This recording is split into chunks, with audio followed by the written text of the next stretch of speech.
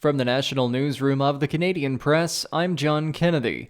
Caribbean leaders issued a call late Friday for an emergency meeting tomorrow in Jamaica on what they are describing as a dire situation in Haiti. They've invited Canada, the United States, France, Brazil, and the United Nations to the meeting to discuss the unrelenting gang attacks that have paralyzed the country for more than a week. Reporter Ines de la Catera has more.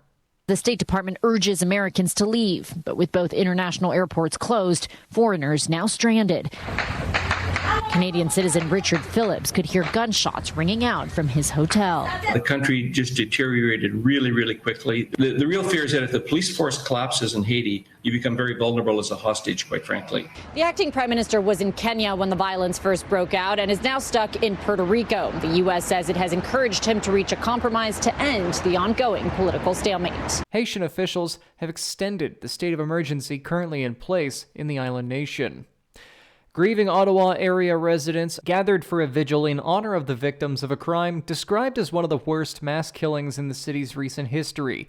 Mourners gathered under rainy skies to remember a young mother, her 4 children, and a family friend who were killed in the Barhaven suburb near Ottawa in a brazen knife attack. A 19-year-old Sri Lankan national who was living with the family at the time is facing murder charges in their deaths. Flowers, toys, notes, and candles piled up in a gazebo over which 6 balloons flew bearing the names of each victim, while the children's father is still in hospital recovering from injuries.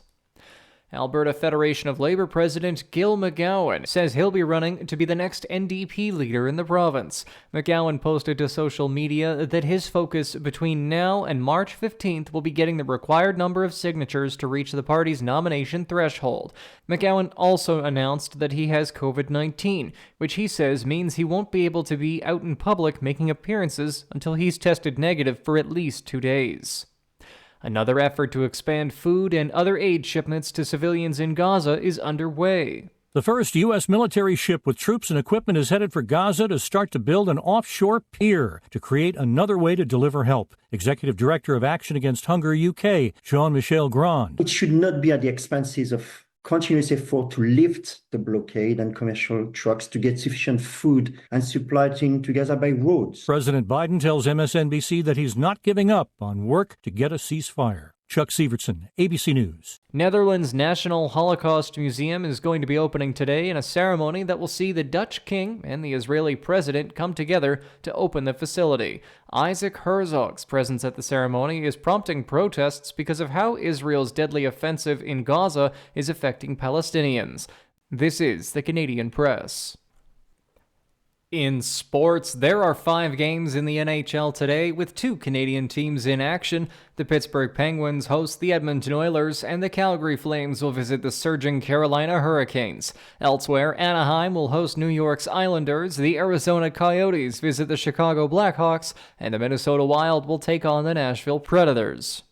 There are 2 games in professional women's hockey league action today. Montreal shares the top spot with Toronto and will host 5th place Ottawa in 1 game, while 4th place Boston hosts last place New York in the earlier game. The NBA has 9 games taken to the courts, but the Toronto Raptors have the day off following last night's 128-118 overtime loss to the Portland Trail Blazers. Delano Banton chipped in with 25 points. Emmanuel Quickley of the Raptors led with 29 points, while Gary Trent Jr. had 23. The Raptors will visit the Denver Nuggets on Monday.